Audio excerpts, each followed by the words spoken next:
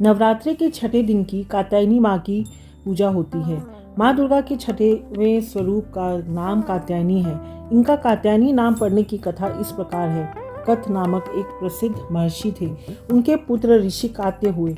इन्हीं कात्य के गोत्र में विश्व प्रसिद्ध महर्षि कात्यायन उत्पन्न हुए थे। उन्होंने भगवती पराम्बा की उपासना करते हुए बहुत वर्षों तक बड़ी कठिन तपस्या की थी। उनकी इच्छा थी कि माँ भगवती उनके घर पुत्री के रूप में जन्म लें। माँ भगवती ने उनकी यह प्रार्थना स्वीकार कर ली थी। कुछ काल पश्चात जब दानव महिषासुर का अत्याचार पृथ्वी पर बहुत बढ़ गया, तब भगवान ब्रह्मा विष्णु महेश तीनों ने अपने अपने तेज का अंश देकर महिषासुर के विनाश के लिए एक देवी को उत्पन्न किया। महर्षि कात्यायन ने सर्वप्रथम इनकी पूजा की। इसी कारण से यह कात्यायनी कहलाई। ऐसी भी कथा मिलती है कि ये महर्षि कात्यायन के महापुत्री रूप से उत्पन्न भी हुई थी। अश्विन कृष्ण चतुर्दशी को जन्म लेकर शुक्ल सप्तमी, अष्टमी तथा नवमी तक 3 दिन इन्होंने कात्यायन ऋषि की पूजा ग्रहण कर दशमी को महिषासुर का वध किया था। माँ कात्यायनी अमोघ फलदायिनी है।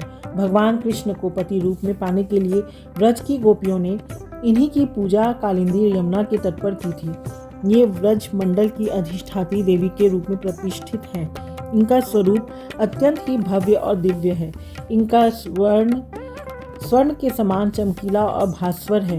इनकी 4 भुजाएं हैं। माताजी का दाहिनी तरफ का ऊपर वाला हाथ अभय मुद्रा में है तथा नीचे वाला वर मुद्रा में है।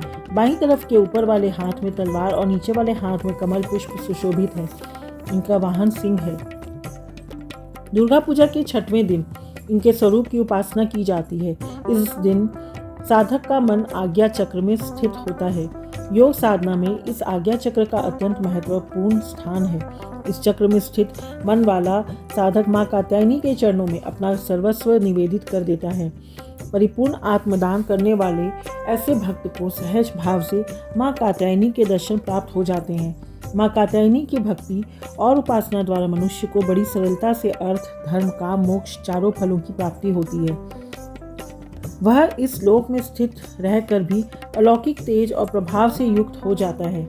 उसके रोग, शोक, संताप, भय आदि सर्वथा विनष्ट हो जाते हैं। जन्म जन्मांतर के पापों को विनष्ट करने के लिए माँ की उपासना से अधिक सुगम और सरल मार्ग दूसरा नहीं है। इनका उपासक निरंतर इनके सानिध्य में रहकर परम पद का अधिकारी बन जाता है। अतः हमें सर्वतोभावेन माँ की शरणागत होकर उनकी पूजा उपासना के लिए तत्पर होना चाहिए।